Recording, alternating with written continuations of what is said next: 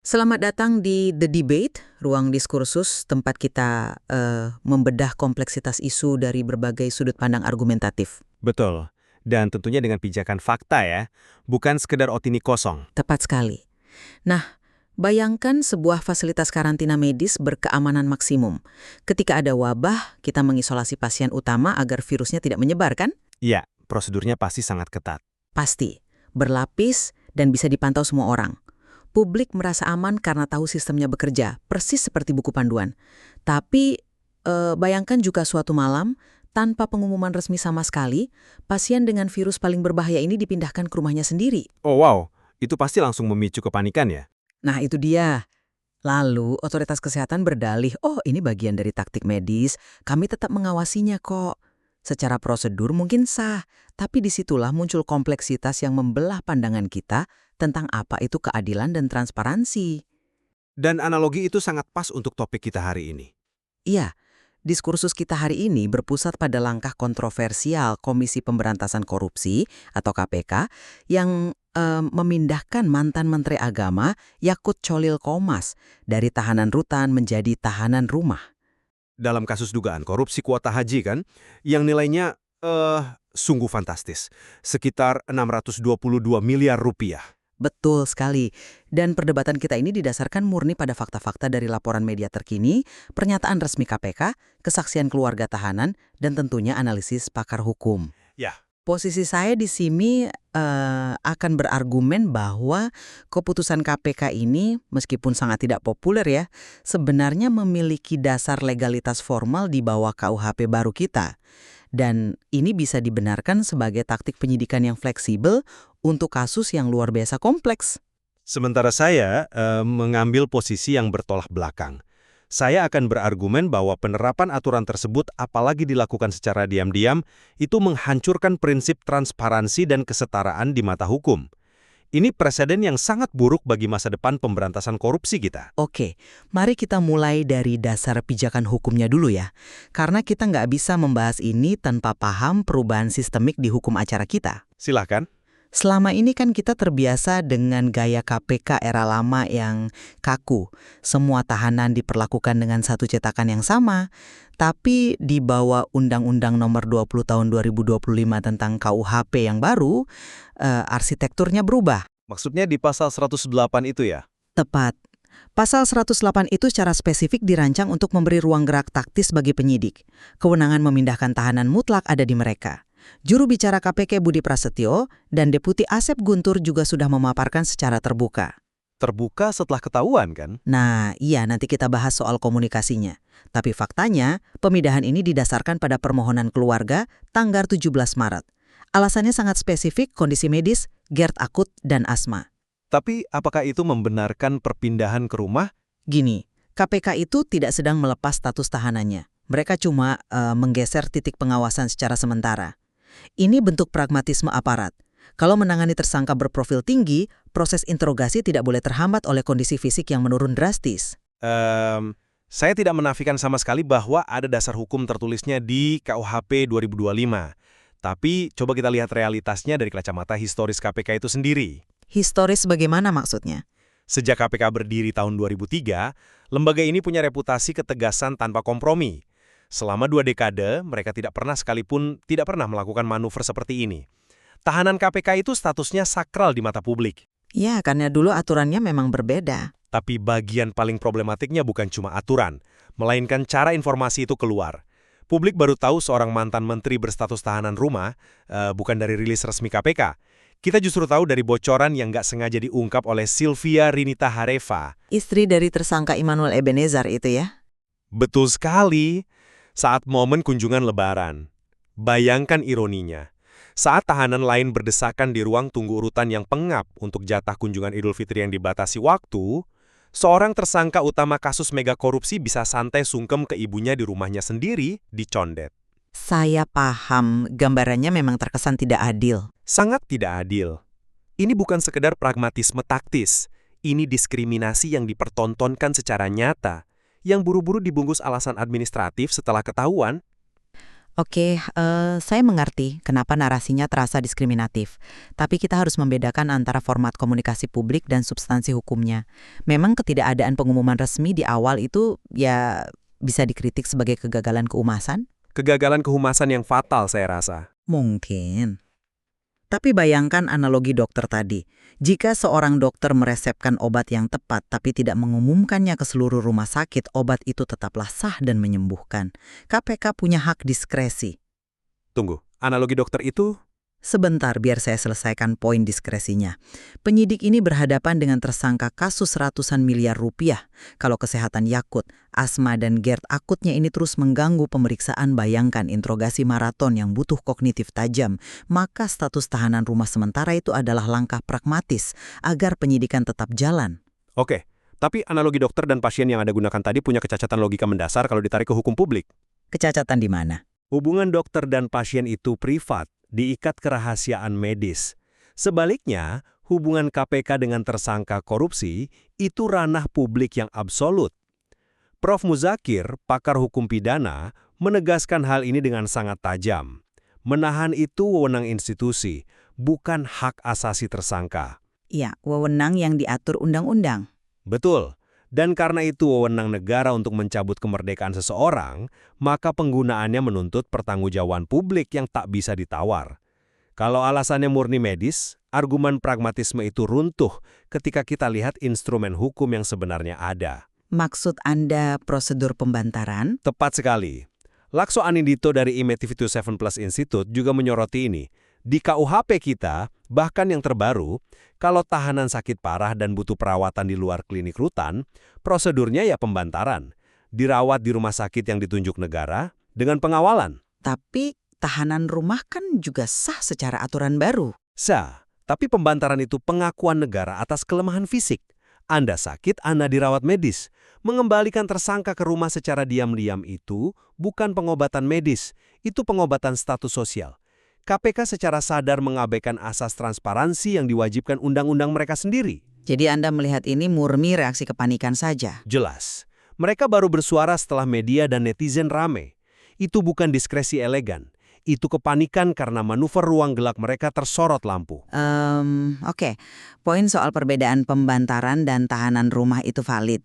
Tahanan rumah memang memberi kesan kenyamanan ekstra, tapi transparansi ini kan bukan sekedar etika publik yang mengawang-awang ya. Ada kekhawatiran soal efek domino ke tahanan lain. Sangat terasa efeknya. Dan ini bukan hipotesis di atas kertas. Kita melihat efek domino ini terjadi secara langsung hari ini. Maksud Anda kritik dari Maki dan ICW? Ya, Boyamin Saiman dari Maki dan Almas Syafrina dari ICW sudah menyoroti bagaimana ini merusak sistem dari dalam. Lihat manuver kuasa hukum Immanuel Ebenezer Aziz Yanwar. Begitu tahu Yakut di rumah, tim hukum Noel langsung bersiap mengajukan permohonan serupa. Karena alasan medis juga kan? Betul loh, klien mereka punya kendala pembuluh darah di kepala yang selama ini bahkan tidak diberi izin rawat inap leluasa oleh KPK. Logikanya sederhana, kalau satu tersangka diberi karpet merah dengan alasan kesehatan, wajar seluruh tahanan lain menuntut hak yang sama. Tapi menyebutnya karpet merah itu? Ini memicu tuntutan perlakuan istimewa massal. KPK sekarang tersudut. Menolak Noel, mereka terbukti tebang pilih. Mengabulkan semua, rutan kosong dan wibawa KPK runtuh seketika. Menarik Anda menggunakan kasus Noel sebagai parameter.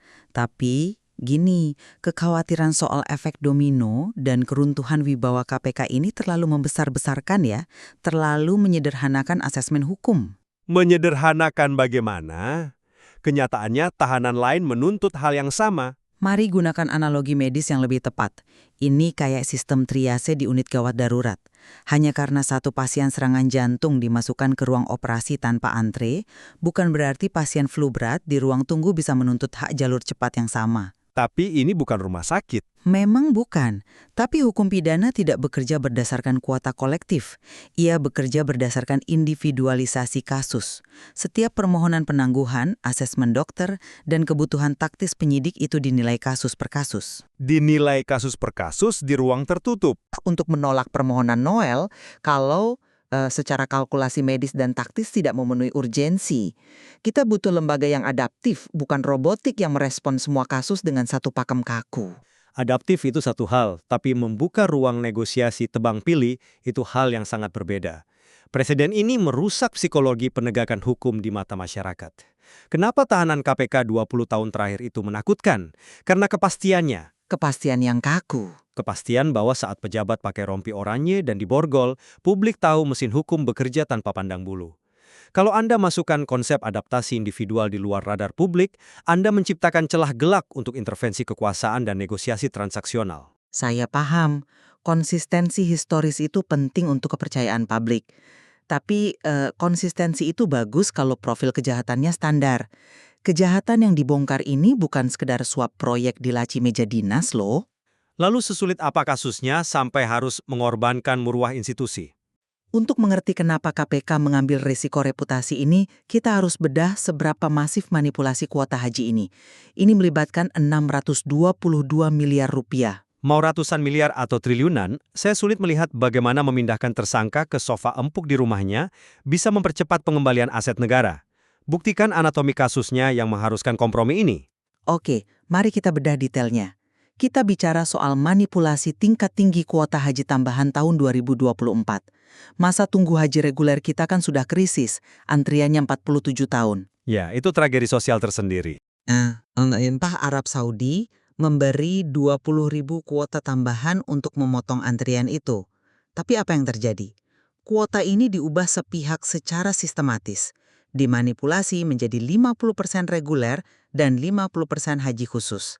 Ini terang-terangan melanggar rasio 92:8 dalam undang-undang. Itu perampasan hak konstitusional yang terstruktur. Sangat terstruktur.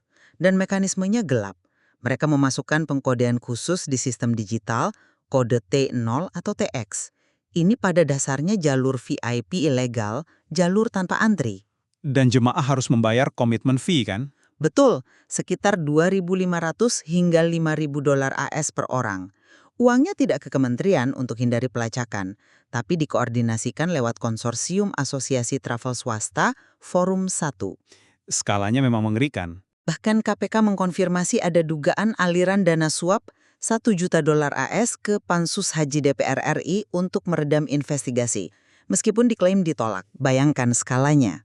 Kementerian, sistem digital nasional, puluhan travel swasta, sampai upaya pembungkaman legislatif. Oke, saya mengerti skalanya.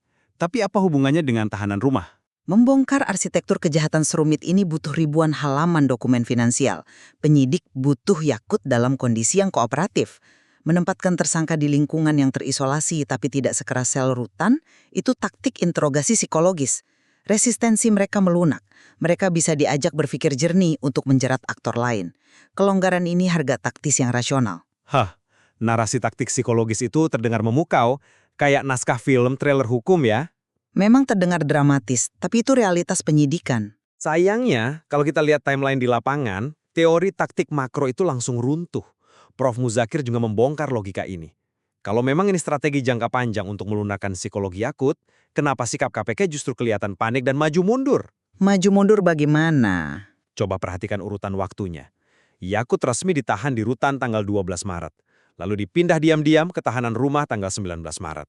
Publik sadar saat Lebaran, media sosial meledak, kritik bermunculan. Dan apa yang terjadi? Tanggal 23 Maret, hanya 4 hari setelah dipindah, KPK menariknya kembali ke sel rutan. Penyidik berargumen, penarikan tanggal 23 Maret itu murni karena ada jadwal pemeriksaan lanjutan yang butuh presensi fisik di gedung KPK. Dan kita semua tahu itu cuma alasan klise yang buru-buru dicari setelah kebocoran meledak di publik kan? Langkah zigzag dalam hitungan hari ini sama sekali bukan desain strategi tinggi-tinggi, ini menunjukkan kegamangan institusional. Tapi KPK kan baru saja menang pra-peradilan melawan Yakut. Nah, justru itu. Kasus ini bukan kasus baru. Penyelidikan sudah dari tahun lalu. KPK punya alat bukti yang sah, mereka di atas angin. Mereka sama sekali tidak perlu memberi kelonggaran untuk dapat sikap kooperatif. Sikap pelin-pelan ini memperlihatkan kelemahan mental penyidik di hadapan tersangka berprofil tinggi. Saya harus mengakui, argumen timeline Anda sulit dibantah secara operasional. Karena faktanya memang begitu. Iya, penarikan pembari dalam waktu singkat di tengah tekanan publik memang menciptakan impresi visual yang sangat buruk. Institusi terlihat reaktif, tapi meskipun eksekusinya berantakan, secara substansial langkah ini memperlihatkan evolusi hukum kita. Kadang membongkar kejahatan kera putih tidak bisa selalu pakai palu godam. Kadang butuh pisau bedah. Dan pisau bedah itu mengorbankan siapa? Sambil kita bahas taktik psikologis, di luar sana ada ratusan ribu jemaah haji reguler. Orang-orang tua di desa yang menabung hasil panen puluhan tahun. Hak mereka dirampas demi 10.000 porsi haji khusus. Integritas KPK di hadapan jutaan jemaah itu jauh lebih berharga daripada taktik interogasi yang terkesan tunduk pada lobi kekuasaan. Saya setuju bahwa empati kita harus berpusat pada jamaah. Tentu saja. Karena legalitas formal sebuah aturan itu seringkali tidak sejalan dengan moralitas penegakan hukum. Apa yang diizinkan teknis oleh KUHP 2025 belum tentu patut dilakukan jika kita menimbang etika publik. Merespon kejahatan luar biasa dengan kompromi administratif yang diam-diam itu bukan evolusi, itu kemunduran berbahaya. Ya, perdebatan kita mungkin tidak akan menemukan titik temu soal seberapa jauh batas pragmatisme ini bisa ditoleransi. Tapi saya yakin kita punya satu titik konvergensi yang sangat jelas di sini. Apa itu? Bahwa substansi utama dari mega skandal ini adalah tragedi integritas institusi negara yang luar biasa. Oh, sangat sepakat. Fakta bahwa antrian 47 tahun dimanipulasi dengan algoritma digital demi jutaan dolar untuk elit VIP. Itu adalah pengkhianatan terbesar. Ini mengeksploitasi birokrasi dan juga mengeksploitasi keimanan dan harapan tulus masyarakat. Benar sekali. Pencurian sistematis atas kuota warga yang menabung keping demi keping ini menuntut pengawalan tuntas dari kita semua. Dan diskursus kita hari ini membuktikan bahwa realitas penegakan hukum tidak pernah berjalan di ruang hampa. Selalu ada ketegangan antara prosedur hukum, strategi lapangan, dan rasa keadilan masyarakat. Betul, tidak ada yang hitam putih ketika hukum berhadapan dengan labirin kekuasaan dan uang masif. Kami meninggalkan kesimpulan akhir kepada Anda para pendengar. Yang pasti, dengan indikasi keterlibatan asosiasi travel swasta dan intervensi legislatif, masih banyak lapisan birokrasi dan celah hukum dalam kasus ini yang belum terungkap. Ya, kita harus terus mengawal kasus ini, karena seperti analogi di awal tadi, saat otoritas diam-diam membuka pintu belakang ruang karantina, kita tidak pernah benar-benar tahu siapa lagi yang dibiarkan keluar atau siapa yang sedang dilindungi di dalamnya. Metafora penutup yang sangat tajam. Pertanyaan terbesarnya kini adalah, apakah mesin hukum kita sedang bekerja mengisolasi penyakit korupsi ini sampai tuntas, atau justru sedang belajar bernegosiasi dengan virusnya? Terima kasih telah menyelami kompleksitas perdebatan ini bersama kami di Ruang Diskursus hari ini. Sampai jumpa.